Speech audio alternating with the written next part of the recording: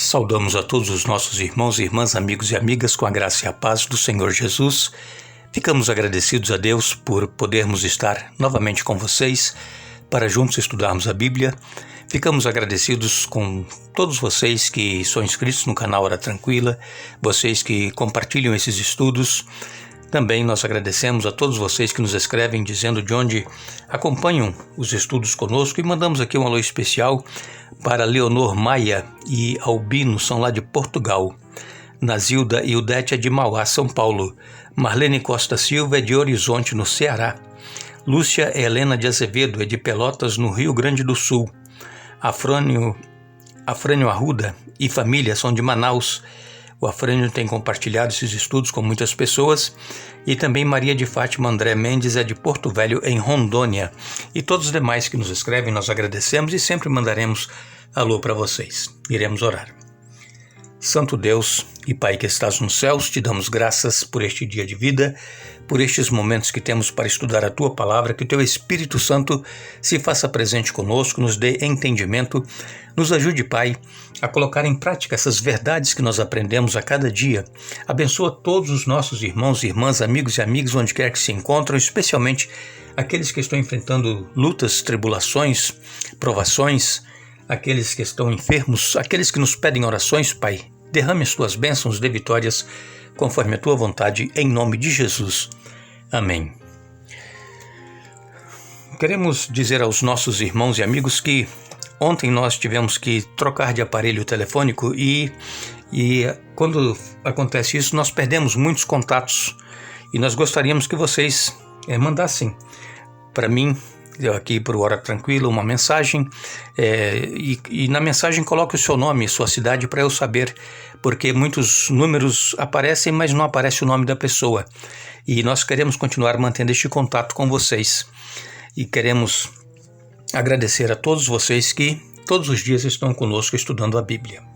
Nós vamos hoje continuar o estudo da semana. Estamos falando sobre cura nos relacionamentos e descanso através da cura. E a cura que nós estamos falando é a cura espiritual, principalmente a cura do perdão.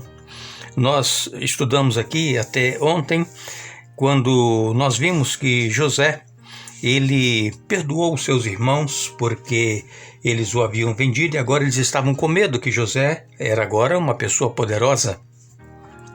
Assim como José, quando juvenil, tinha aqueles sonhos em que sonhava que havia 12 feixes de molhos de cereais e o molho dele ficava no meio e os outros molhos então se encurvavam perante o molho dele. E isso irritava os seus irmãos. Outra vez ele sonhou a respeito do sol, da lua, as estrelas e os irmãos de José diziam: você pensa que algum dia nós vamos nos inclinar perante você? Eles não gostavam de José. Mas Deus, ele tem um plano para cada um e tinha um plano também para José.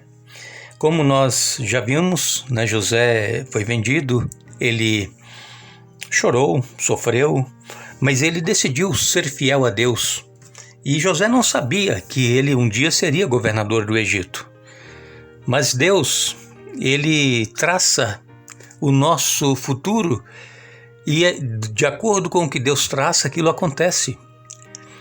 E assim aconteceu com José, porque ele decidiu ser fiel a Deus.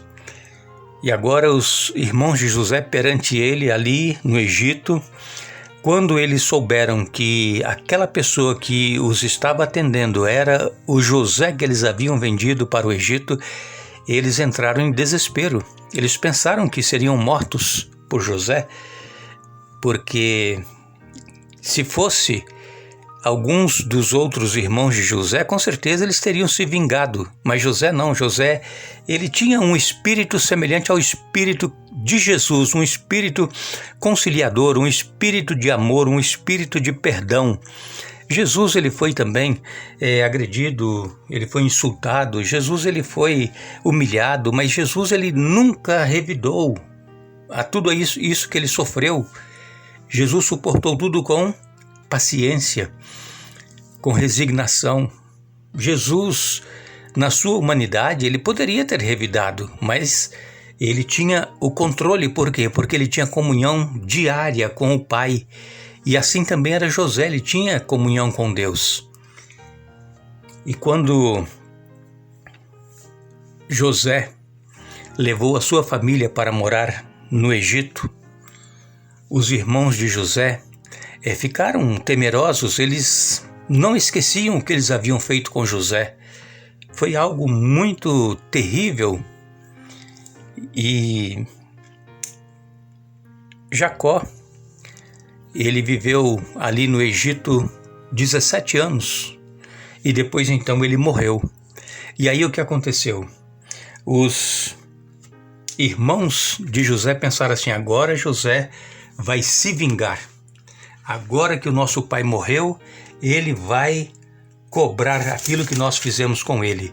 Mas nós lemos aqui em Gênesis capítulo 50, a partir do verso 15, a palavra de Deus diz: uma vez que seu pai estava morto, porém os irmãos de José ficaram temerosos e disseram: agora José mostrará sua ira e se vingará de todo o mal que lhe fizemos. Veja, eles não esqueciam do mal que eles fizeram.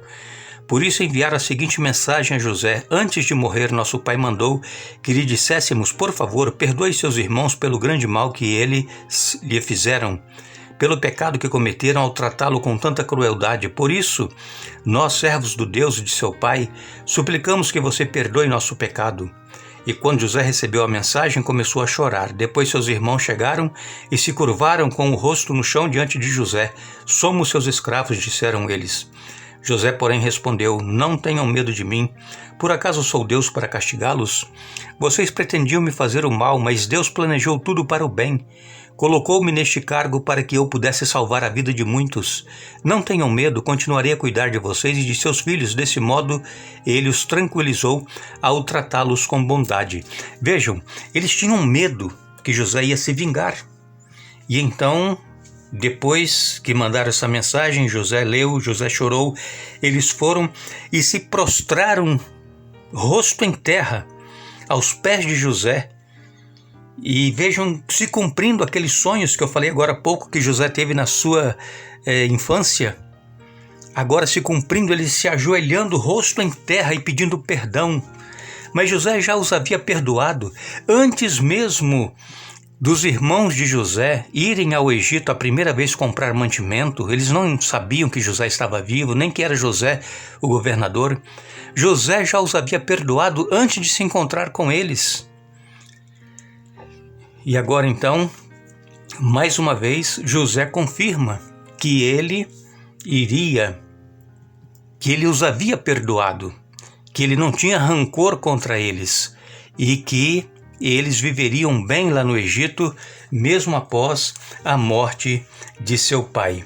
Aqui, em Gênesis, no capítulo 50 e no verso 20, nós lemos: vocês pretendiam me fazer o mal, mas Deus planejou tudo para o bem, colocou-me neste cargo para que eu pudesse salvar a vida de muitos. Já estava tudo determinado por Deus. Vejam, Deus me colocou nesse cargo para salvar a vida de muitos.